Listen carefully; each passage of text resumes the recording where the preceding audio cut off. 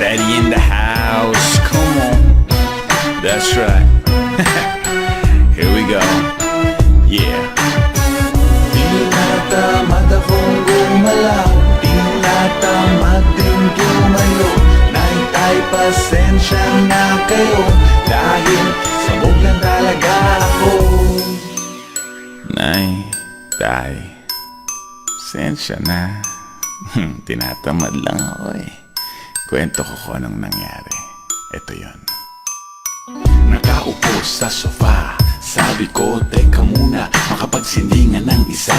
Wala naman akong gagawin ngayon, steady lang ako sa bahay, tutunga nga maghapon. Tatawagin ko muna si Muning at sabay naming dalawang aaway ng salamin. Tapos maghahalusinate at hihiga sa kama, magpapakabatugan tsaka hihila-hilata. Baliwala kung halata na ako'y tulala at tila para bang nalalata.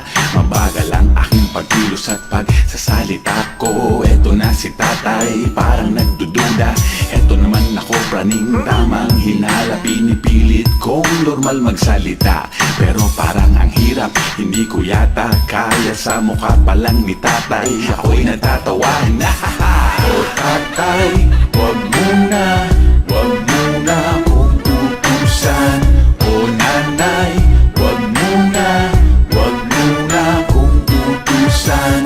Di na tamad akong gumalaw, di na tamad din tumayo.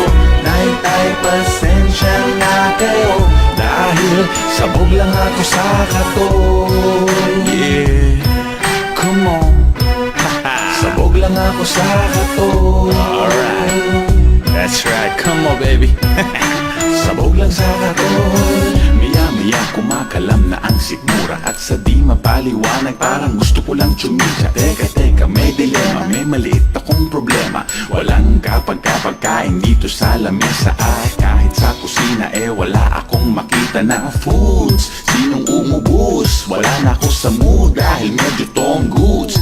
Pwede nang pagtyagaan, ulam nung isang linggo. Paiinitin ko na lang yung nagsisebo na adobo. Kakayanin ko chong, kahit kaning tutong o itlog na maalat na may konting bagoong. Nay, please naman, pwede ba kitang utusan? Huwag mong mamasamain, kung pwede lang naman. Papaluto lang ako ng pansit canton, yung may nilagang itlog, alam mo na favorite ko yun. Sige na naman nay, makikisuyo na rin. Tinatamad kasi kung lumabas baka kumangitin. Pagbigyan mo na ako nay, pwede bang maglambing?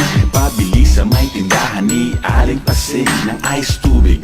Ice tubig, yeah. Yung nagyayelo sa lamig at sa uhaw pantawid. Pakinagat mo yung dulo, sumasabog sa bibig. Nagigiyang nananabik, natatakam all the while. At tila di ko mapigilan na hindi maglaway. Kanina pa nanunuyo ang lalamunan ko nay, kaya pabili na rin ako ng 1.5. O nanay, wag muna kong utusan. O tatay, wag muna kong utusan. Di na tamad akong gumalaw, di na tamad din tumayo. Naitay, pasensya na kayo, dahil sabog lang ako sa katon. Alright, that's right baby. Sabog lang ako sa katon. Pass it around. Sabog lang sa katon. Hindi naman nagpapakit pero mapungay ang mata. Wala namang sore eyes pero matay namumula. Wala namang ginagawa pero nalalata. Wala naman siyang iniisip at palaging tulala. Wala namang nagjo-joke, tatawa ng malakas. Mag-aahit siya kahit wala namang balbas. Papasok siya sa loob kasi gusto niyang lumabas. Manunood ng TV kahit na walang palabas. Umiindayog ang ulo ng walang tugtog. Nakikinig ng radyo kahit na wala namang tunog. Kanina lang gumising, gusto nang matulog. Panay-panay ang kain pero di pa rin nabubusog. Malayo ang kanyang tingin, wala namang tinatanaw. Maya't maya ang inom pero ba't palagi siyang uhaw? Wala namang lahing pagong pero mabagal gumalaw. Wala namang sinigang pero sabaw na sabaw. Di na tamad akong gumalaw, di na tamad din tumayo. Naitay, pasensya na kayo, dahil sabog lang ako sa katon.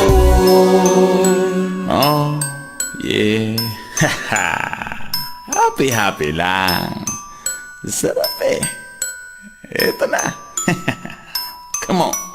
Tinatamad akong gumalaw, tinatamad din tumayo. Naitay pasensya na kayo, dahil sabog lang ako sa katon. Tinatamad akong gumalaw, tinatamad din tumayo. Naitay pasensya na kayo, dahil sabog lang ako sa katon. Lagitan. Sabog lang ako sa katon. That's right. Rap steady in the house. Come on. Sabog lang ako sa katon.